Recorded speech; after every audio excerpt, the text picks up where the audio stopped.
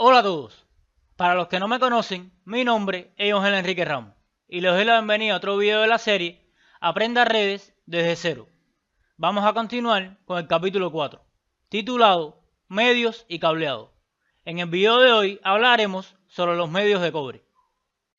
Cuando nos referimos a los medios de cobre, existen subcategorías dentro de esta categoría más amplia de medios de cobre, y cada una de ellas tendrá diferentes especificaciones y usos. En este video hablaremos sobre tres tipos principales de medios de cobre. Me refiero a los cables coaxiales, los cables de par trenzado y los cables seriales. Ahora, cuando hablamos de medio de cobre, el primero y más antiguo es el cable coaxial, también conocido como coax.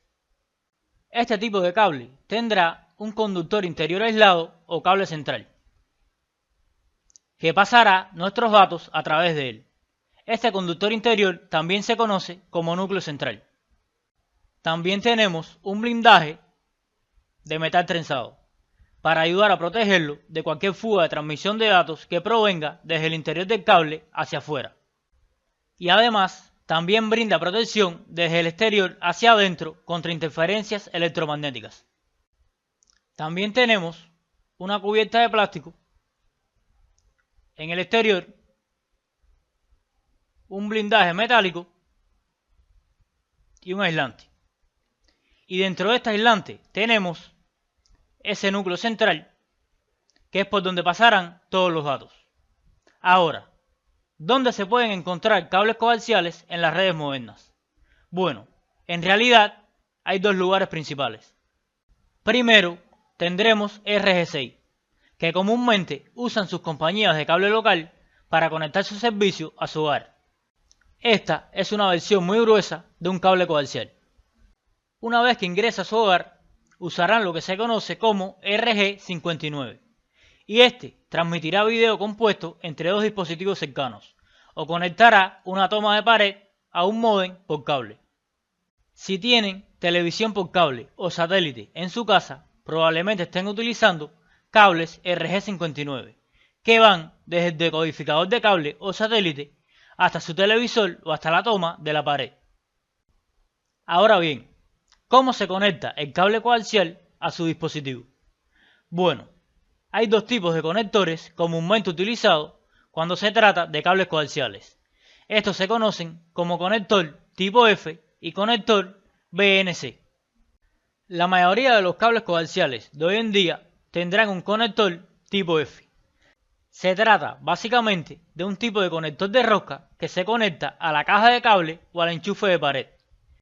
Esto se usa comúnmente en televisión por cable y módems de cable para aplicaciones de consumo. El segundo tipo de conector que tenemos se conoce como conector BNC o conector naval británico. Normalmente los profesionales de redes simplemente se referirán a este tipo de conectores como BNC. Los conectores BNC solían usarse mucho en redes, especialmente en los primeros días de las redes informáticas. De hecho, en las redes antiguas 10 base 2 o 10 base 5 de los primeros días de Internet, alrededor de los años 1970 o 1980, este era el conector estándar que utilizaban. Entonces, si todas estas cosas son tan viejas y obsoletas, ¿por qué se las menciono? Bueno, si alguno de ustedes trabajaran en empleos para el Departamento de Defensa o uno de sus subcontratistas militares, todavía aquí utilizan mucho los conectores BNC, así como cableado RG6 y RG59 para algunos de sus dispositivos de redes más antiguos, porque simplemente no los han actualizado todavía y aún funciona correctamente para algunos de sus sistemas de comando y control más antiguos. Así que pueden toparse con este tipo de conectores y cableado mientras trabajan en este campo. Es importante que se den cuenta de cómo lucen estas cosas. Deben darse cuenta de que no es necesario atornillar completamente estos conectores BNC, como lo harían con un conector tipo F. En su lugar, se utilizará un conector BNC empujando el conector hacia adentro y luego girándolo media vuelta para bloquearlo en su lugar. Ahora, existe un cable coaxial de estilo más nuevo que también se utiliza en aplicaciones modernas. Este se conoce como twin axial.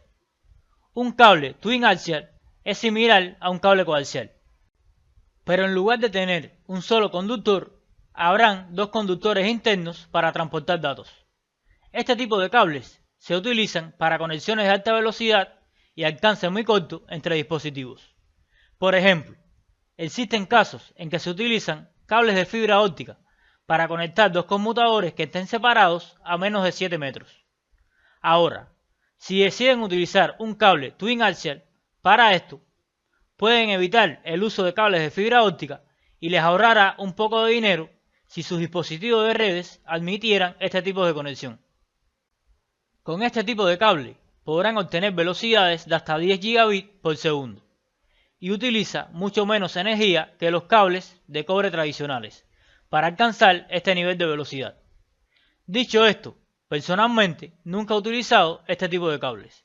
Siempre he confiado en el cable de cobre de par trenzado o en el cable de fibra óptica entre los conmutadores para los troncales de alta velocidad.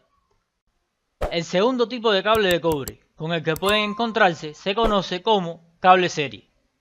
Estos cables suelen tener una serie de hilos de cobre rectos dentro de un solo cable o cubierta de plástico. Normalmente terminarán con un conector de B9 o de B25, que es un conector subminiatura en forma de letra D con 9 o 25 pines al final. Estos cables también se conocen como cable RS232. Son muy antiguos y no se usan comúnmente en redes modernas, pero es posible que se encuentre con uno si están trabajando con un método de conectividad de red más antiguo, como un módem ISDN externo o una conexión de módem T1 o E1. El tercer tipo de cable que veremos se conoce como cable de par trenzado. Ahora, el par trenzado será la tecnología de cableado de red de área local más popular que usaremos en nuestras redes actuales. Si están conectando un cable de red a su computadora portátil o de escritorio, generalmente lo harán utilizando un cable de par trenzado de cobre. Dentro de este cable hay 8 cables aislados individualmente, que estarán dentro de la cubierta del cable, y cada uno de ellos está trenzado formando un par. Por eso lo llamamos cable de par trenzado. Si abren este cable, pueden ver que habrá 4 pares, cada uno trenzado con 2 cables en cada uno de esos pares. La cantidad de vueltas aquí es realmente importante. Cuanta más vuelta tenga a una pulgada del cable, mejor será la protección que tendrá este cable contra interferencias electromagnéticas. Si tiene menos vueltas, el cable se vuelve más susceptible a interferencias electromagnéticas, y esto significará que tendrán velocidades más lentas para su cable. Esto se vuelve realmente importante, porque cuanto más interferencia tenga, peor será la velocidad de transmisión de datos, porque tendrá que transmitirlos con más frecuencia. Esto ralentizará el rendimiento general y el ancho de banda de su red. A medida que avancemos en este video, analizaremos las diferentes categorías de cable, desde Cat5 hasta Cat8. Y el tema común aquí es que cuanto mayor sea el número de categorías, más torsión encontrarán por pulgada de cable, y por lo tanto, mayor velocidad podrá alcanzar esa categoría de cable en particular. Ahora, cuando estén tratando con el cableado de par trenzado, lo escucharán divididos en dos tipos: UTP o STP. UTP significa par trenzado sin blindaje y STP significa par trenzado blindado. A la izquierda pueden ver un cable UTP y a la derecha un cable STP. Observen que en UTP los cables están retorcidos y están cubiertos con esta cubierta de plástico en el exterior, que los protegerá de los elementos. Con UTP encontrarán un cable mucho más económico. Si utilizan STP les costará un poco más. Cuando se trata de UTP, no se utiliza un metal en la parte del blindaje y por lo tanto será más barato porque todo es plástico. Excepto por esos delgados cables de cobre dentro de nuestros 4 pares que forman esos 8 cables. Debido a su bajo costo y fácil implementación, el cable de par trenzado sin blindaje es el medio elegido para la mayoría de las redes de área local en la actualidad. UTP se puede doblar muy fácilmente mientras lo empuja a través de conductos a lo largo de techos y paredes, y pueden instalarlo con herramientas de muy bajo costo en solo unos días de capacitación en la mayoría de los casos. Ahora, STP es como UTP, excepto que cada par trenzado dentro de la funda del cable se envolverá con una lámina de metal de aluminio. Esto significa que los 8 cables internos estarán trenzados en pares como lo estaban en UTP. Pero la diferencia es que tienen este blindaje metálico que minimiza aún más la interferencia electromagnética entre los pares trenzados internos. Debido a este metal adicional, esto hará que los cables STP cuesten más que una categoría equivalente de cables UTP.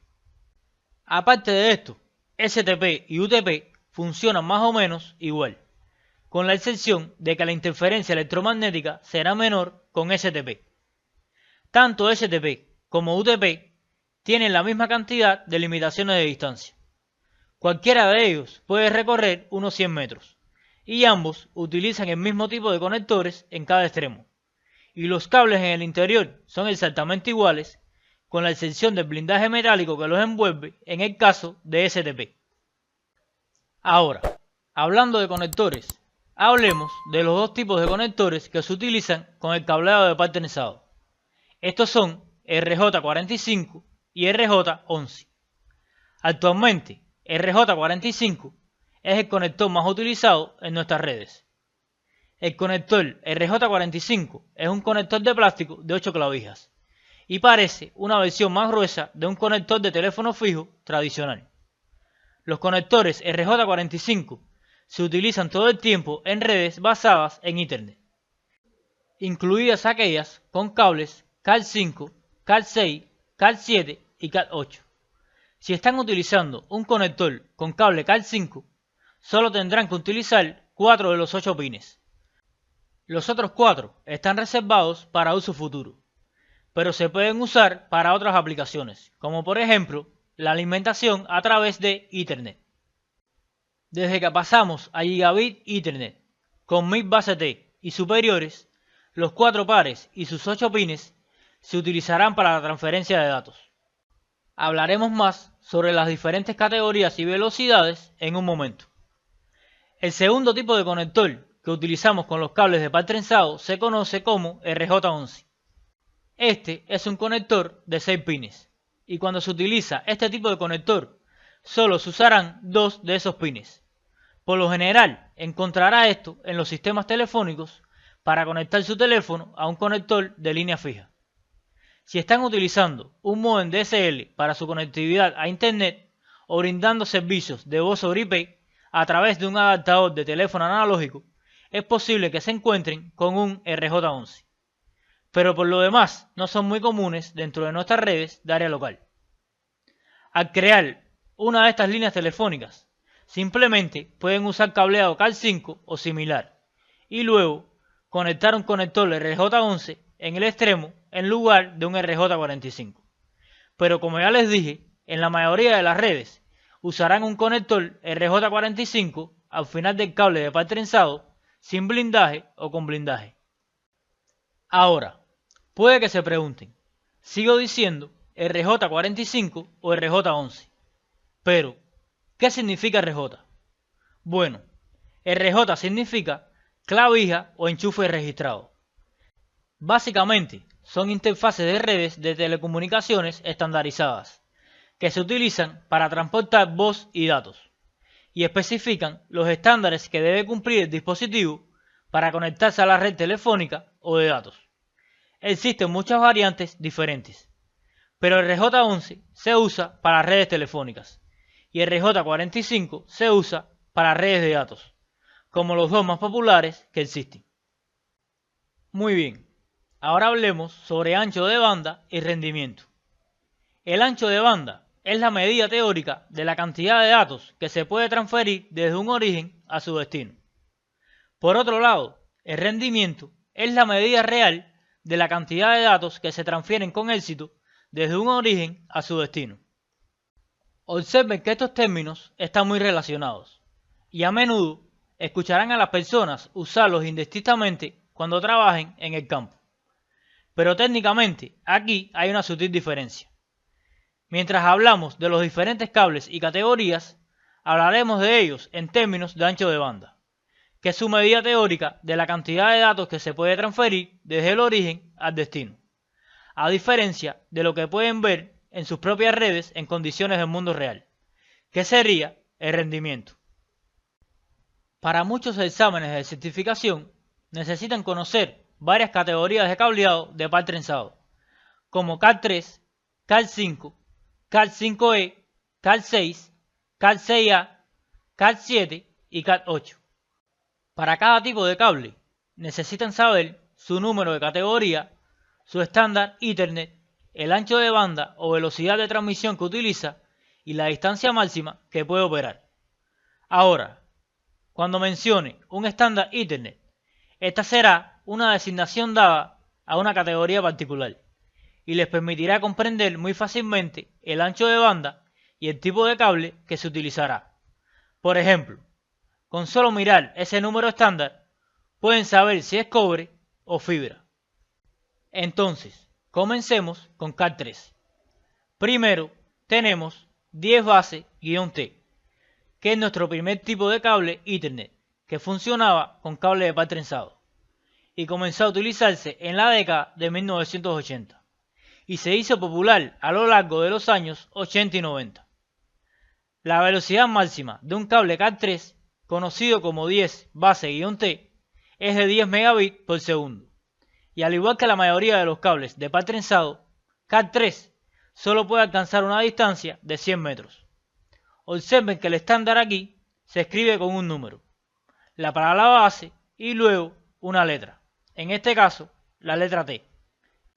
Esto hace que su designación sea muy rápida y sencilla para que pueda ver la velocidad.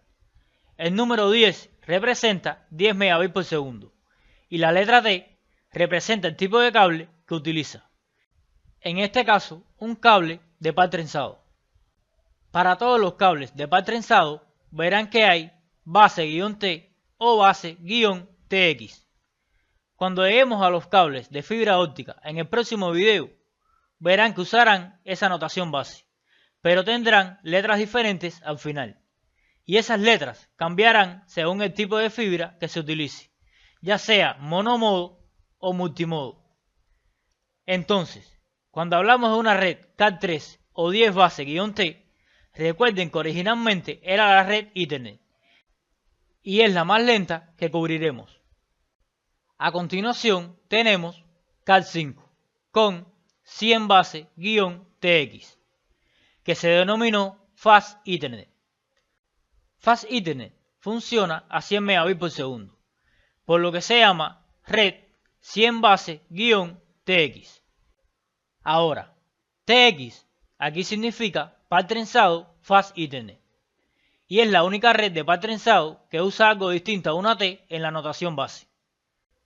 Nuevamente, al igual que los cables CAT3, los cables CAT5 o 100 base-TX solo pueden alcanzar una longitud de 100 metros antes de que su señal deba repetirse utilizando otro conmutador, enrutador o algún tipo de dispositivo repetidor.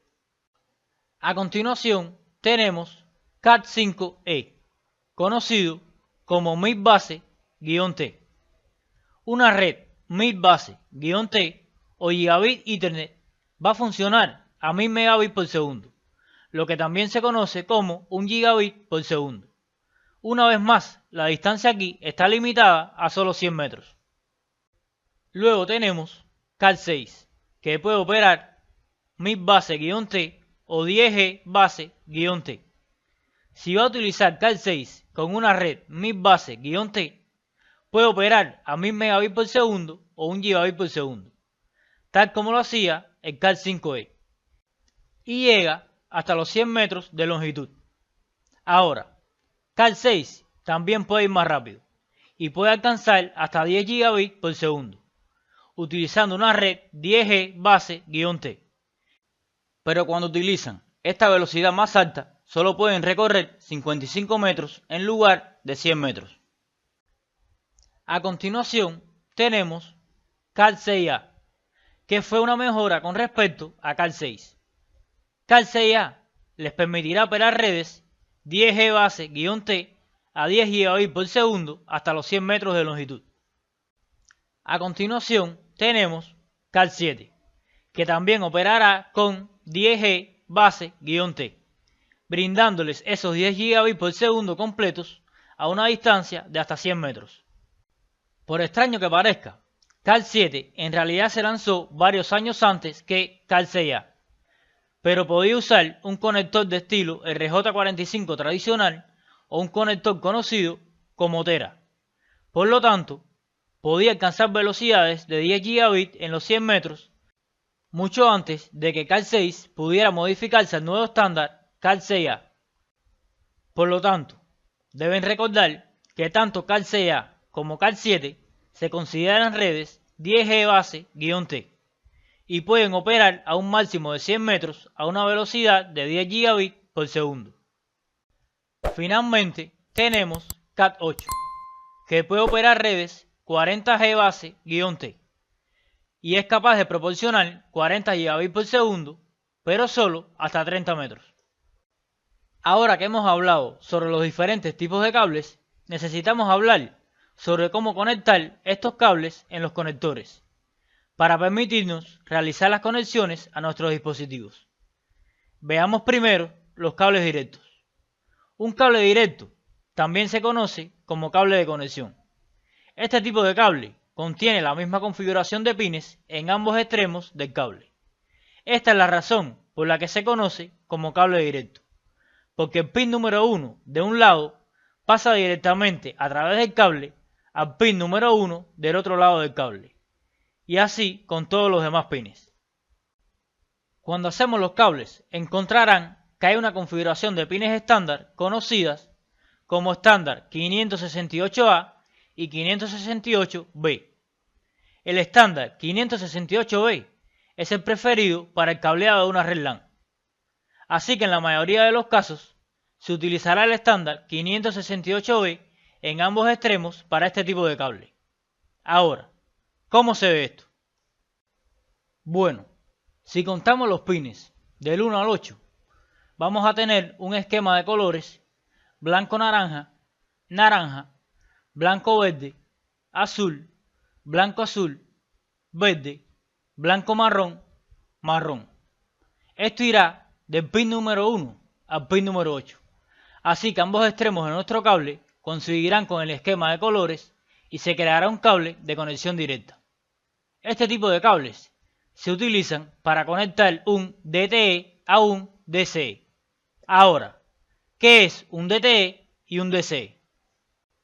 Bueno, un DTE es un equipo terminal de datos que incluye cosas como computadoras portátiles y de escritorio, servidores y enrutadores. Todos estos se consideran dispositivos finales, que se conectan a una pieza de equipo de comunicación de datos o DCE. Un DCE incluye cosas como un conmutador, un módem, un concentrador o un puente. Si están conectando un DTE a un DCE o viceversa, pueden utilizar un cable directo. Básicamente, cualquier dispositivo terminal se puede conectar a cualquier dispositivo de comunicación utilizando uno de estos cables directos. Pero si quisieran conectar un conmutador a otro conmutador, dado que ambos son equipos de comunicación de datos, deben utilizar un tipo diferente de cable, conocido como cable cruzado. Siempre que conecten un DTE a un DTE, es decir, un equipo terminal a otro equipo terminal, o un DCE a un DCE, es decir, un equipo de comunicación a otro equipo de comunicación, deben utilizar un cable cruzado. Entonces, si conectan una computadora portátil a otra computadora portátil, necesitarán este cable cruzado. Ahora, ¿qué hace que un cable cruzado sea tan especial? Bueno, en este tipo de cable, tomarán los pines de envío y recepción y los intercambiarán en el otro extremo, cuando le añadan sus conectores. Entonces, en un extremo deben utilizar el estándar 568A y en el otro extremo utilizarán el estándar 568B. Esto se utiliza para conectar una estación de trabajo a otra estación de trabajo, o un conmutador a otro conmutador. Ahora, en general, siempre deben utilizar un cable cruzado para establecer este tipo de conexiones, pero en el mundo real no siempre es así. Esto se debe a que la mayoría de los enrutadores y conmutadores modernos tienen algo conocido como MDIX, que significa interfaz cruzada dependiente del medio. Esencialmente, MDIX es una forma automatizada de simular electrónicamente que se está usando un cable cruzado, incluso si en realidad se está utilizando un cable de conexión directa. La mayoría de los dispositivos modernos, tanto DTE como DCE, son compatibles con MDIX, y esto les permitirá usar un cable de conexión directa para conectarlos entre sí, ya que se cambiará la configuración de pines electrónicamente dentro del dispositivo para que funcione esta conexión. Ahora, les advierto, en los exámenes de certificación, si se encontraran con este tipo de preguntas, siempre deben contestar que para conectar este tipo de dispositivos entre sí, es decir, una computadora portátil a otra computadora portátil, o un enrutador a un enrutador, o un conmutador a otro conmutador, deben asumir que no soportan MDIX, por lo que deberían contestar que se debe utilizar un cable cruzado para establecer esta conexión, a no ser que en la pregunta se indique específicamente que el dispositivo es compatible con MDIX. En este caso, pueden utilizar cualquiera de los dos tipos de cable, tanto el cable de conexión directa como el cable cruzado. Ahora veamos más de cerca la configuración de pines. Veamos los estándar 568A y 568B. Recuerden que 568B es el estándar que utilizamos para todo el cableado anterior en nuestra red y para ambos extremos de un cable directo o un conector de pared. Pero si queremos hacer un cable cruzado, debemos utilizar el estándar 568B en un extremo y el estándar 568A en el otro extremo.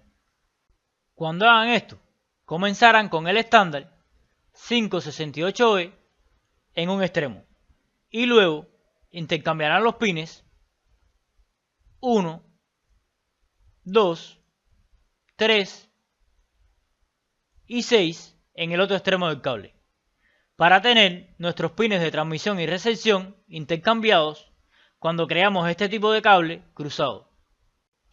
Esencialmente, los pares de color naranja y verde van a intercambiar lugares. Yo les recomiendo que memoricen la combinación de colores de cada estándar, aunque en el mundo real, cada vez que vayan a hacer un cable, pueden utilizar su teléfono móvil y acceder a internet para consultar la combinación de colores de cada estándar. Pero para los exámenes de certificación, sí deben conocer la combinación de colores de cada uno de los estándares. Ahora, lo último que deben saber en términos de cableado de cobre es el concepto de plenum frente a no plenum. Entonces, ¿qué significa plenum? Bueno, el cable plenum es un recubrimiento especial que se coloca en un cable de par trenzado, blindado o no blindado, y proporciona una capa química ignífuga a la cubierta aislante exterior de este cable. Si tienen un cable con clasificación plenum, esto significa que es más resistente al fuego y también minimiza la cantidad de humos peligrosos que se liberan si el cable se incendia. Si van a colocar cables en un lugar que no puedan ver físicamente, como por ejemplo en el techo, las paredes, un piso elevado o cerca de ductos de aires, deberían de usar un cable plenum, según las leyes y los requisitos de las zonas en que vivan. El cable plenum es un poco más caro que el cable no plenum, pero es un grave problema de seguridad no usar cable plenum donde se requiera. Así que les recomiendo utilizar este tipo de cable cada vez que vayan a colocar un cable en un lugar en el que no sea visible para sus usuarios. Ahora, por otro lado, si están utilizando un conector de pared hasta la parte posterior de su computadora de escritorio o portátil, no necesitan gastar dinero extra en un cable plenum. Para este tipo de conectores está bien ahorrar un poco de dinero usando cables sin clasificación Plenum. Los cables sin clasificación Plenum también se conocen como PVC y pueden ser de par trenzado blindado o no blindado. Recuerden, Plenum es para cualquier cosa que no se pueda ver. No deben colocar cables que no sean Plenum en sus techos, paredes, pisos elevados o conductos de ventilación. Esto sería un gran error y algo muy peligroso para la seguridad de sus redes y sus usuarios. Bueno amigos, esto ha sido todo por hoy. Espero que el contenido mostrado haya sido de su agrado. Si les gustó el video, no duden en suscribirse. Déjenme su like, compártanlo en sus redes sociales y activen la campanita para recibir notificaciones sobre próximos videos que iré subiendo al canal. Hasta pronto.